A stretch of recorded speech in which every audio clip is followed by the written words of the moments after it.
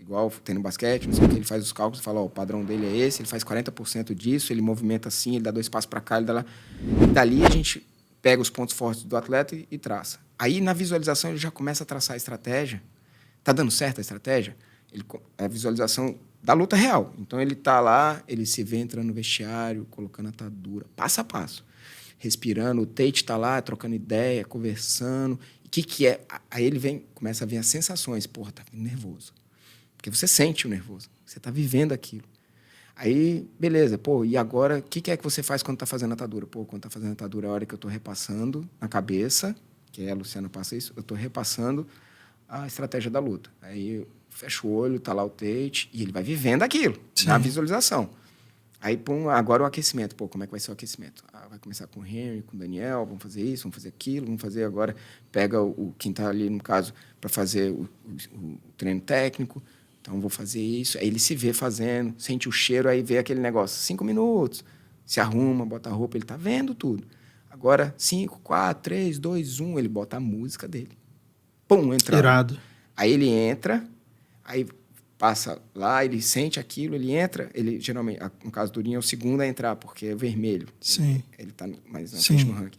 Aí ele já vê o cara, ele já sente aquela sensação, toca, e aí ele começa a traçar a estratégia se colocando nas piores posições possíveis e como ele reverte, quais sensações ele teve. Aí ele fala assim, pô, Dani, meu irmão, foi 3 rounds de guerra. Bicho, eu tentava pegar, não pegava, e acontecia isso, acontecia aquilo, parará. Aí, no dia seguinte, meu irmão, peguei no segundo round. Que irado. E aí, e foi. Aí, na hora que você chega na hora da luta, você já viveu frustração. Você já viu se a estratégia dá certo, se não dá. Pô, não tá dando, ele tá botando muito joelho, ele tá não sei o quê. E aí, na hora que chega na luta, ele fala, meu irmão, já vivi isso, brother. Tá lá, tá de novo. Então, a gente antecipa essa experiência nele. E isso traz uma segurança do processo para ele. Sim. E o cara entra, ele fala, meu irmão... Aí ele, pô, Daniel, no intervalo a gente tem que ficar esperto, porque eu acho que do primeiro pro segundo ele pode mudar um pouquinho o jogo, não sei o quê, então você tem que estar pronto. Só que não é só o atleta que faz, eu faço. Eu faço a visualização, tipo, deu merda. Agora, Durinho, exemplo do Durinho, meu irmão, foi assim, assado no primeiro round, como que vai reverter, o que tem que ser falado? Tem o Henry, que vai falar, que é o principal, assim, que vai falar as coisas, e, tipo, como que eu vou trazer ele? Aí, se eu não trabalho isso, chega na hora eu tenho que ter a resposta. Tem um octógono lá, Daniel? Na minha academia? Sim. Tem. Vocês simulam tudo isso? Então, não, com o Durinho, porque ele fica nos Estados Unidos, né? Sim. Mas lá na academia a gente simula, bota os 3 treinadores. Então, por exemplo, quem é o primeiro treinador dele? É ele. Então, pô, o atleta fala assim, pô, ó, não tá dando certo. Aí o atleta fala, pô, não tá dando certo, os 3 estão falando demais, não sei o quê, e a gente vai direcionando tudo. Ó, o adversário, a gente pega os caras, simula o adversário e faz igualzinho. O passo, ó, ele chuta muito panturrilha, ele faz isso, ele busca aqui, não anda para trás, ele manda o overhand. E aí, nós, como treinadores, falamos, acelera. E aí, a gente vai testando o cara se dentro da estratégia que a gente tinha planejado estava dando certo. Tá dando certo? Não tá. Você se sentiu bem? Não, não me senti, dentro dos pontos fortes dele. E a gente vai desenhando, durante o camp, todo esse processo. E aí, fala assim, agora vai no centro do cage aí, 5 minutos, simula a luta. Visualiza a luta. Aí ele fica sozinho, como se estivesse mesmo, entrando de queda, fazendo todo o trabalho. Na hora que você vê, o cara tá pingando. Porque ele, como se ele estivesse vivendo lá. Aí ele fala, pô, o bicho me acertou uma forte, não sei o quê. E nós, como treinadores, a gente também já está treinando. Então, porra, assim, irado. Quase uma hipnose a parada. É tipo isso. Aí, ó, a gente começou, por exemplo, o camp agora do Gabriel e do Ismael, né? Os Bonfins que vão lutar esse final de semana. Aí a gente começou... eu tenho mais experiência que os outros treinadores a respeito de UFC, né? Não no corner, mas muito mais experiência. Sim. Aí, nisso, eu estava falando muito porque eu queria trazer mais segurança. Só que eu percebi... E aí eles depois falaram a mesma coisa, que como tem um irmão, que é o que sempre treinou eles, é a voz principal que eles acostumaram.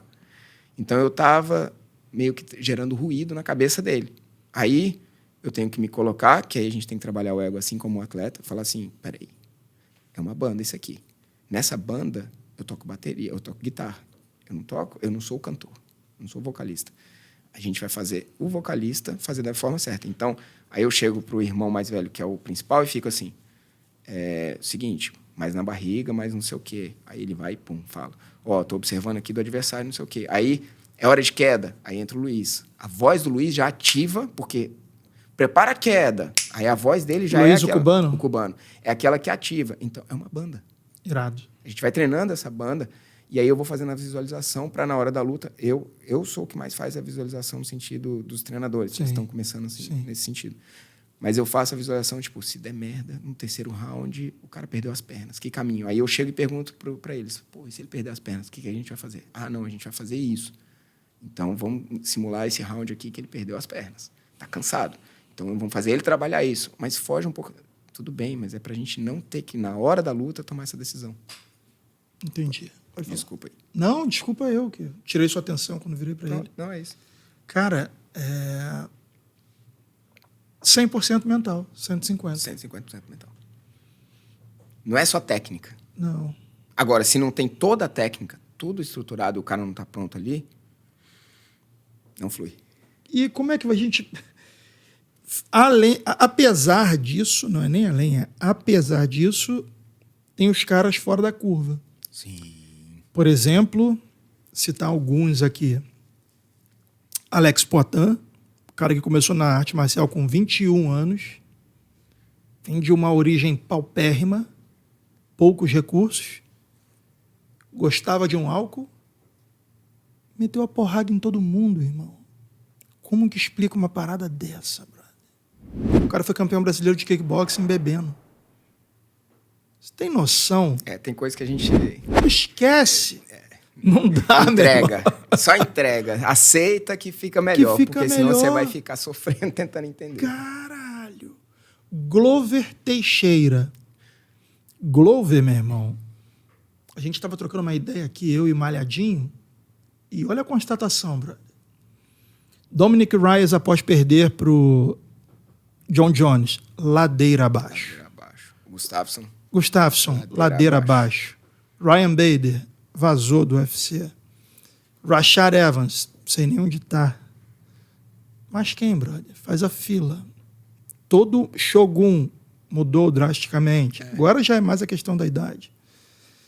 Mas assim, ó, todo mundo que passou pela mão do cara, meu irmão, que tomou aquele piau pesado, Mudou. Nunca mais foi o mesmo. Glover virou campeão. Mais velho do que todos os demais que eu citei aqui. Me explica. Vai contra as estatísticas, sacou? As regras. As regras. Então tem caras que talvez, se tudo isso que eu acredito que você pratica for aplicado a eles, vai atrapalhar. Porque entende que tem umas paradas que a gente só tem que aperfeiçoar? Sim. Você não tem que mexer muito. muito. De repente, o seu sistema, o seu método não é necessário, apesar de ser eficiente, Para aquela pessoa. para aquela pessoa. Perfeito. E isso na gestão, irmão, é difícil pra caramba de identificar. Porque quando você obtém muito sucesso, você acaba entrando no automático. Sim. Seja o que Você for. cria um método. Você cria um método. E aí aquilo entra na sua esteira de produção, já que se o seu produto for gestão, entra na sua esteira de produção, o seu método, o seu modelo, que você já confia. E entra um cara desse, não roda contigo. Só que é exatamente aquilo que eu falei aquela hora. Tem hora que eu tenho que reavaliar. Toda hora tem que reavaliar. Mas na hora que eu reavaliar é assim, será que com ele eu tenho que fazer totalmente diferente? Mas é só quando a gente toma uma porrada que a gente... Porque aquilo tá funcionando. Aí, de repente, putz, não funciona. Não funciona. Com aquele não funcionou. Peraí, vamos reavaliar.